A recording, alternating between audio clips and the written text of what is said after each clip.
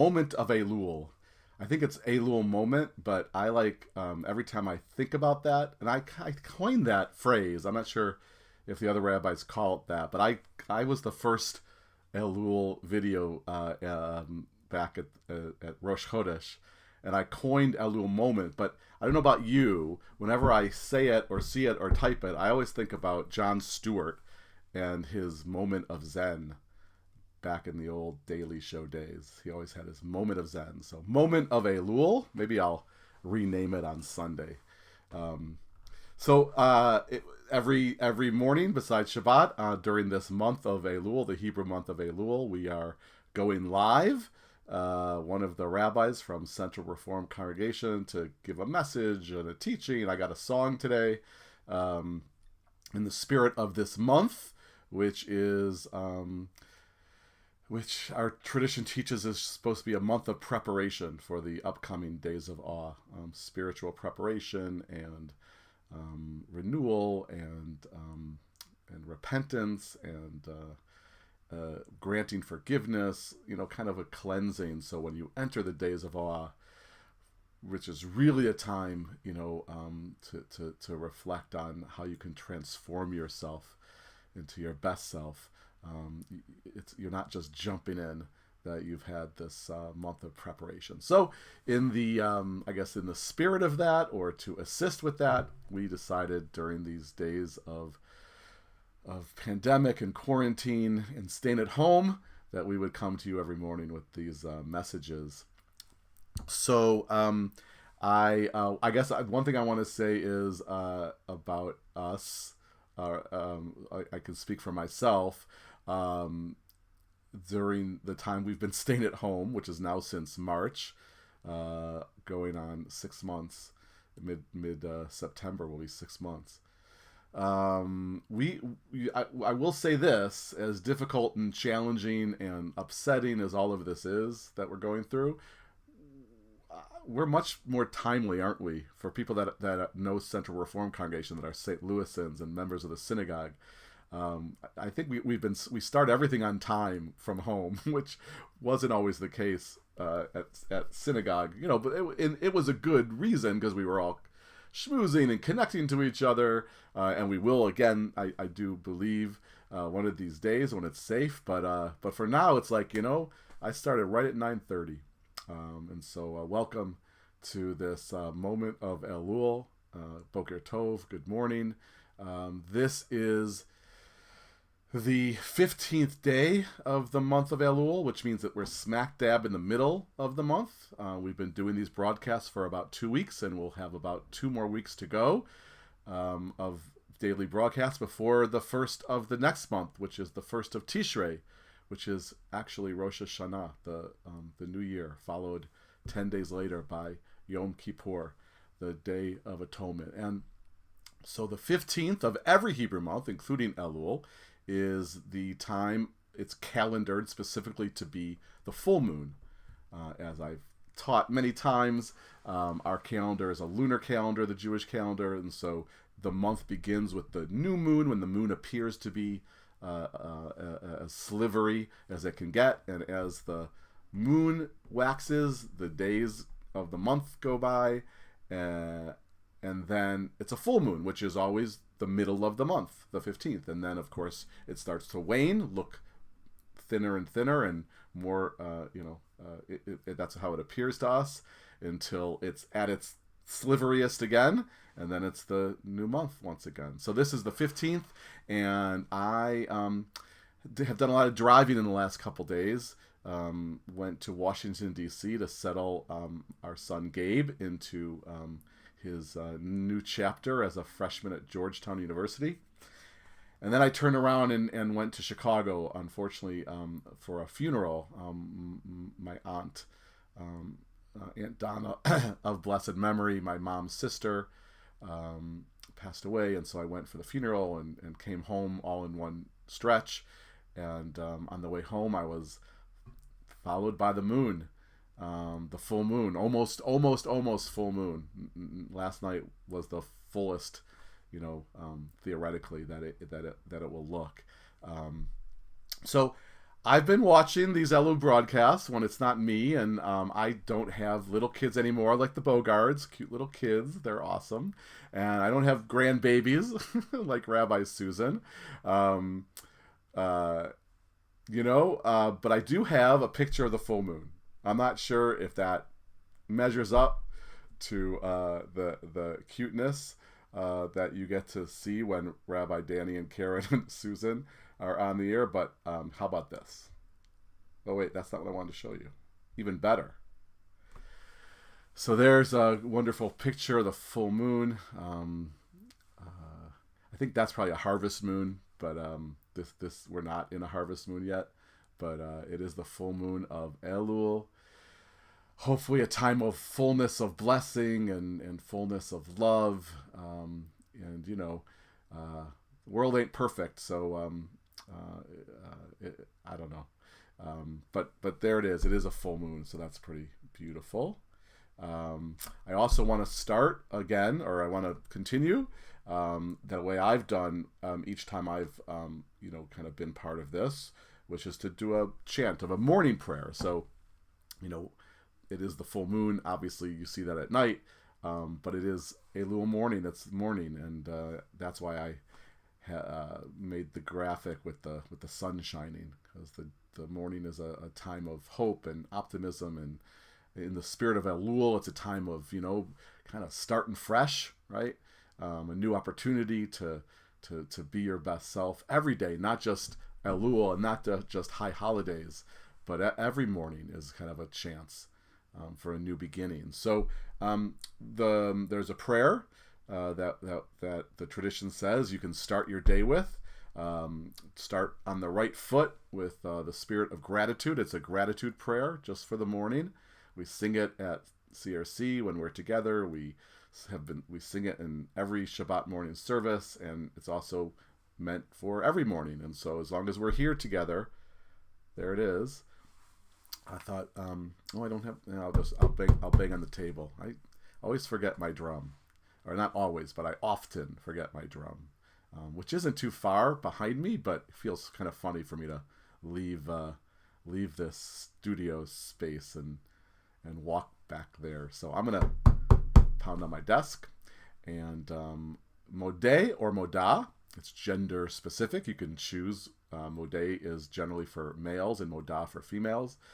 We probably need to come up with a good gender fluid or gender neutral way to say it. But Modeh, Modah, Ani, or say both if you want.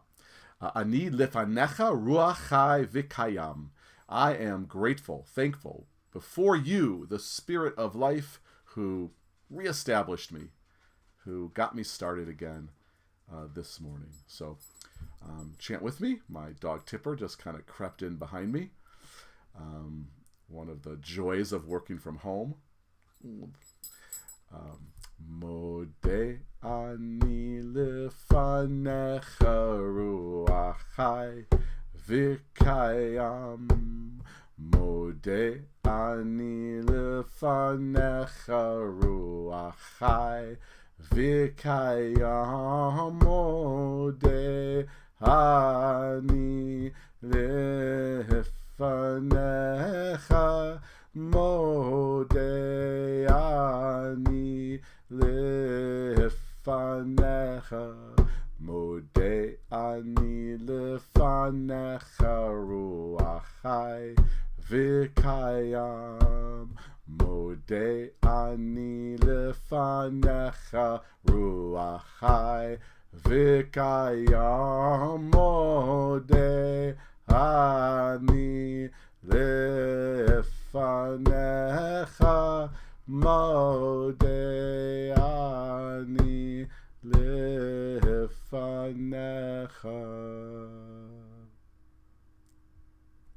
Amen. The other thing, two more things, actually three, including the shofar. There's a wonderful book that I often refer to, the Jewish Book of Days. It's by Jill Hammer, a wonderful rabbi. Every day, a teaching for the day, very often, almost always kind of earth-based or some connection to nature and the earth. and I just thought because it's the 15th of Elul and the full moon, I just kind of went to the 15th of Elul in the book, and I liked what I saw, so I just want to share it with you for this morning, and it carries themes of Elul. So it's, just to make clear, it's citing, it uses midrash, right? So don't take this as literal fact. Take it in the spirit of story and legend. So that's just a little caveat. Or if you want to take it as literal fact, I can't stop you, but my suggestion is not to. All right, this is the teaching for today, the 15th of Elul.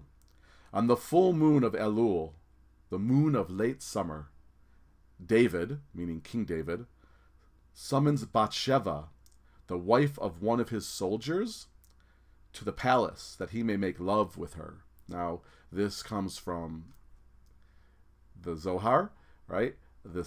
So we know from the Bible story that happens, David and Bathsheba. The Bible doesn't say it happened on the full moon of Elul, but the Midrash does. So again, this is sort of mixing Bible with Midrash, and even some people say Bible is Midrash itself. So I won't keep interrupting myself, but that's sort of just an idea. So you can look all over the Book of Kings and the Book of Samuel and the stories of King David, and you will not see this notion that this lovemaking episode happened on the full moon of Elul, right? Okay, so I'll start over. On the full moon of Elul, the moon of late summer, David summons Bathsheba, the wife of one of his soldiers, to the palace so that he may make love with her. Bathsheba becomes pregnant. In an effort to conceal his wrongdoing, David orders Bathsheba's husband, Uriah, killed. The prophet Nathan, accuses David and tells him the Eternal will punish him for his sin. David repents of what he has done, assumedly for both the affair and the order of killing Bathsheba's husband. He tried to correct a sin with another sin, arguably a larger sin, and tells David that the Eternal will punish him for his sin. David repents of what he has done and receives forbearance from the divine. On Yom Kippur, David receives this remission of sin by imagining this event transpiring on Yom Kippur. The Midrash invites us to see ourselves as David, who sins, repents, and is forgiven. The poet Jacob Gladstein imagines David at the end of his life, mourning his bloody actions and wishing for absolution. In the poem, David considers the Psalms he has written and does not find them good enough to balance the harm he has done. Yet David, in spite of the ways he has missed the mark, is still a psalmist. He goes on looking for songs steeped in truth. I'm going to just read an excerpt of that poem. Jill Hammer excerpts it, the poem of Jacob Gladstein, kind of channeling King David. Can you really stumble onto the ways of God through pools of blood? At this crossroad, will the soft songs from my pious days be any help? There must be songs steeped in more truth than my sins. So, an Elul teaching about, how searingly honest with yourself you have to be to go forward and to be forgiven. One more thing, a song. I just have to do it. I hope that's, you can turn it off whenever you want. But in honor of the full moon of Elul, in honor of all the full moons of every month, the full moon that I followed from Chicago to St. Louis on Wednesday night, and for the 15th of Elul, I will not forget the shofar after the song, I promise. Shofar's coming. I'm being followed by a moon shadow, moon shadow, moon shadow. Leaping and hopping on a moon shadow, moon shadow, moon shadow. And if I ever lose my eyes, all my colors all run dry. And if I ever lose my eyes, hey, I won't have to cry no more. And if I ever lose my hands, all my plows and all my lands, if I ever lose my hands away, I won't have to work no more. I'm being followed by a moon shadow, moon shadow, moon shadow. Leaping and hopping on a moon shadow, moon shadow, moon shadow. And if I ever lose my legs, I won't moan and I won't beg. And if I ever lose my legs away, I won't have to walk no more. And if I ever lose my mouth, all my teeth, north and south, and if I ever lose my mouth away, I won't have to talk no more. Did it take long to find me? I asked the faithful lie. Did it take long to find me? And I was practicing it. Oh well. Moon Shadow, 15th of Elul.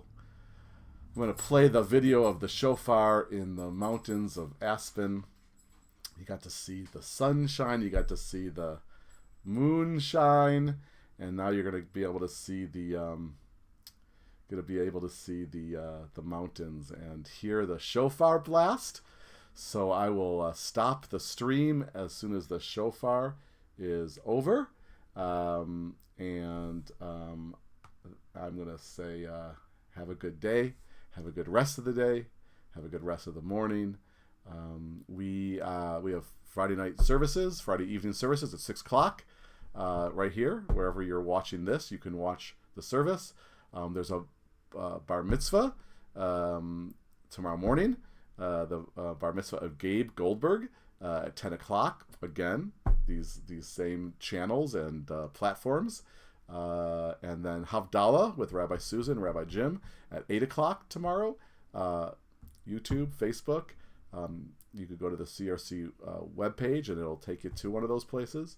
And that's kind of the weekend. Coming up, speaking of Elul, a week from Saturday night is Slichot, which we'll talk more about next week, but kind of the Saturday night before Rosh Hashanah is a special ceremony called Slichot, a late night ceremony. We're starting late, I think 9:30, but I don't have it in front of me. So just so you know, Saturday night is Slichot. I've said enough. Time to hear the shofar. Take care. Miss you all physically. Those of you who I've never met, hopefully I'll meet you, in person one of these days. In the meantime, as always, I'm trying to throw my arms around the whole world, keep you all in my heart and soul.